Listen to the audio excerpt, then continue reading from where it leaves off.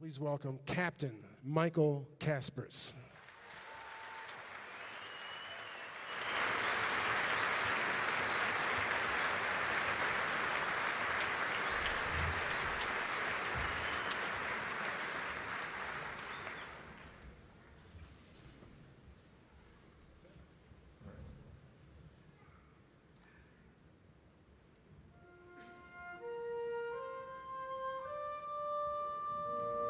The willingness of some to give their lives so that others might live never fails to evoke in us a sense of wonder and mystery. Words spoken by President Reagan at Arlington National Cemetery, a garden of stone, a resting place for more than 240,000 American military men and women.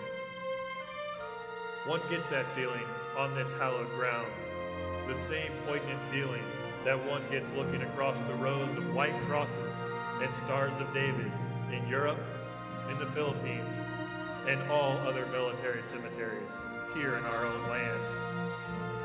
Each grave marks the resting place of an American hero, all different and yet all alike.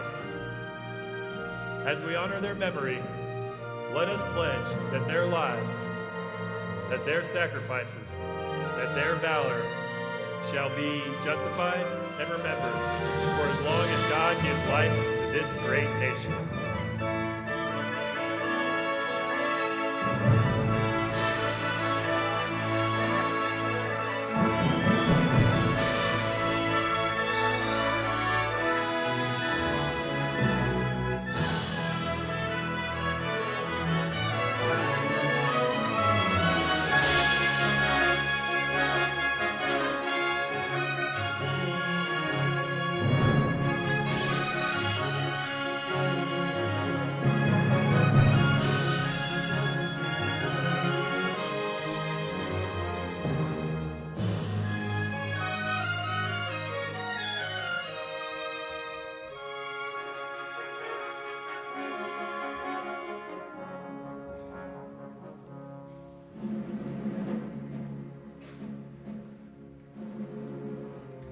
General Eisenhower spoke these words to his troops before the World War II invasion of Normandy. The eyes of the world are upon you. The hopes and prayers of liberty-loving people everywhere march with you.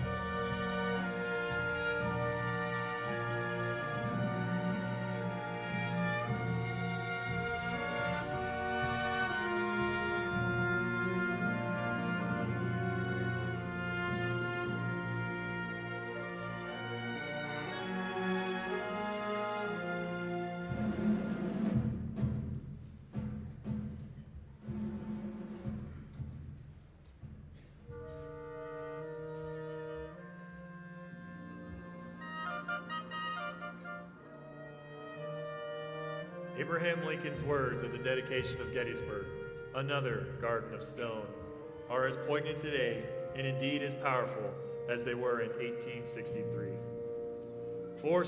7 years ago, our fathers brought forth upon this continent a new nation, conceived in liberty and dedicated to the proposition that all men are created equal.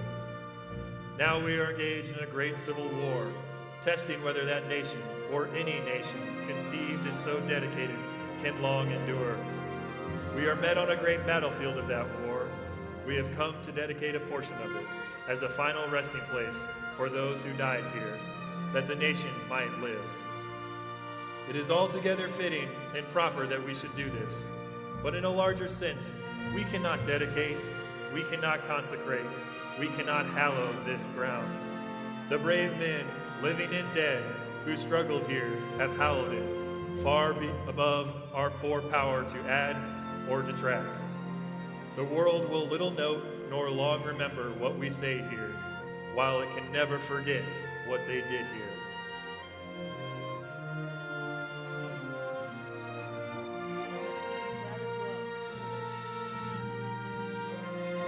Rather for us the living, we here be dedicated to the great task remaining before us, that from these honored dead we take increased devotion to that cause for which they here gave the last full measure of devotion, that we here highly resolve that these dead shall not have died in vain, that this nation shall have a new birth of freedom, and that government of the people, by the people, for the people, shall not perish from the earth.